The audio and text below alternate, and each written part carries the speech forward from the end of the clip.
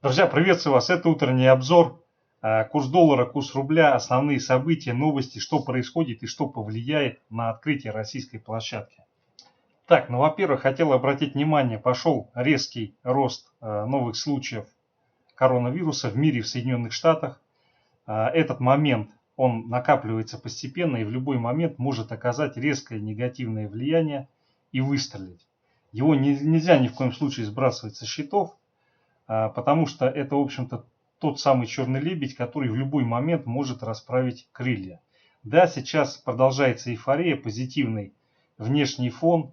По Китаю вышла очень хорошая макроэкономическая статистика вчера, производственный PMI.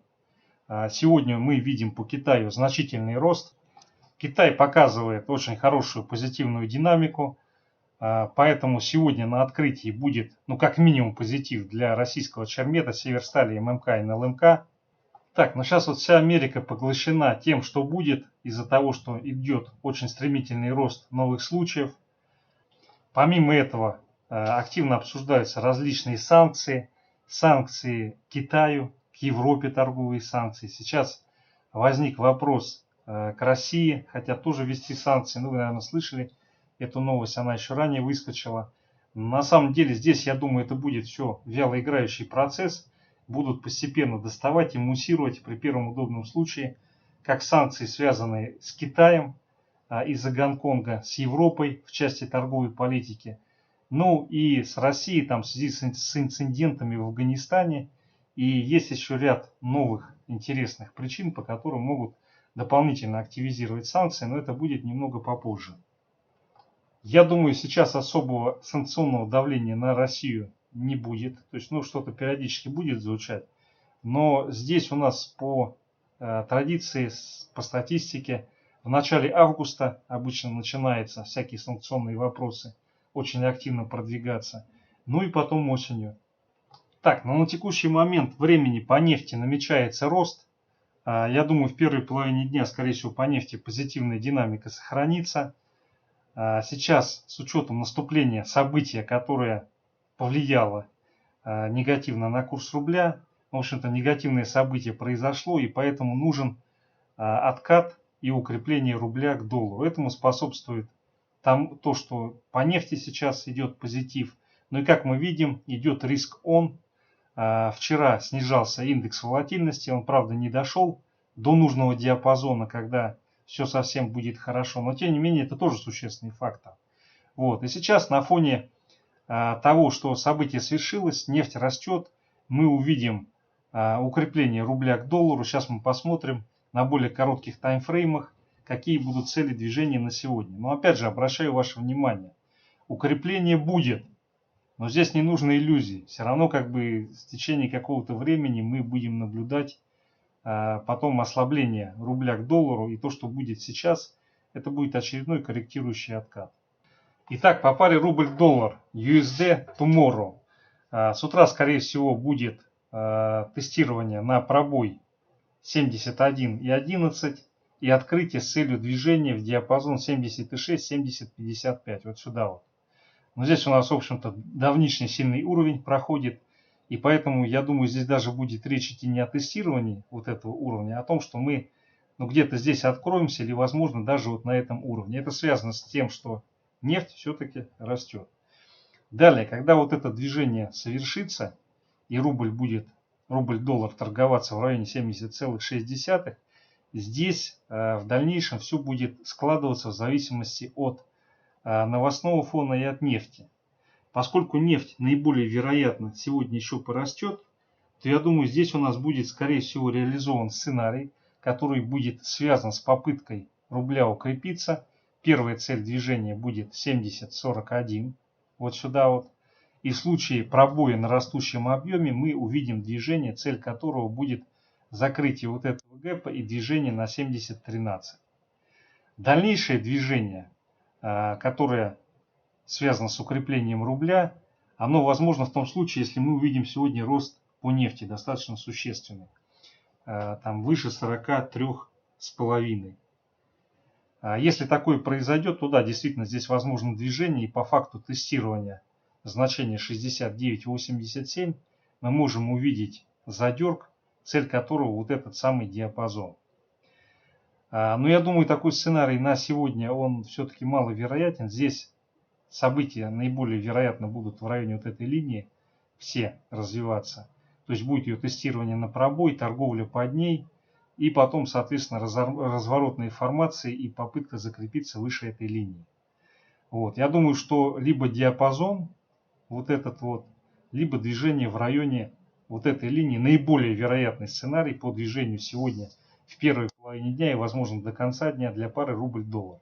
Если по нефти сегодня наступает разворот ближе к обеду и нефть начинает проседать, то в этой ситуации мы увидим отскок, цель движения первого которого будет 70.82 и потом движение на 71.19. Вот сюда вот возврат вот к этому уровню. В случае возникновения каких-то непредвиденных обстоятельств, там резкое движение вниз по нефти или каких-то заявлений со стороны американской администрации, в этой ситуации вполне можем увидеть пробой вот этой границы 71.28 и движение на 71.52. Я думаю, вероятность такого события сегодня очень невелика, и я склоняюсь к тому, что мы будем торговаться вот в районе этой линии и даже, наверное, в районе где-то вот этого диапазона. Это то, что касается рубль-доллар. Так, далее то, что касается рубль-евро. Ну, смотрите, здесь ситуация схожая. Как бы негативные события мы отыграли локальным ростом валюты к рублю. Вот, по факту наступления негативного события, соответственно, требуется небольшой откат и укрепление. Но здесь, наверное, он будет даже помощнее, потому что все-таки нефть растет. Тем не менее, с учетом текущего распределения, я думаю, что наиболее вероятный сценарий по нефти, прошу прощения, по рубль-евро, это движение на открытии на уровне вот сюда, вот 79.59. Вот, соответственно, если мы здесь начинаем крутиться в районе вот этого значения, то сегодня в течение дня может быть задерг и заход на 79.21.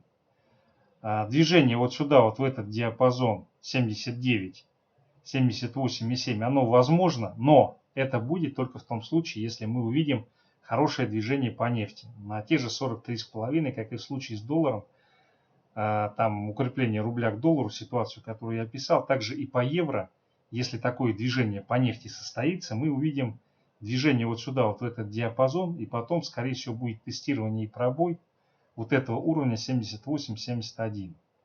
Вот. Но я думаю, в любом случае мы не увидим укрепление рубля к евро сегодня ниже, чем 78.52.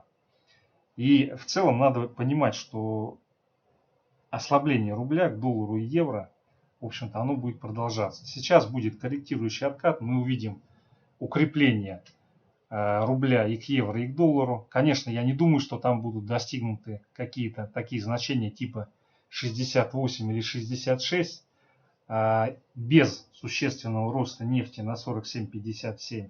То есть, если нефть туда тащит, то автоматически рубль будет укрепляться и к доллару, и евро. Но если мы говорим о текущих значениях цен на нефть, то вполне как бы вот этот диапазон, который мы имеем, он вполне адекватный и для евро, и для доллара.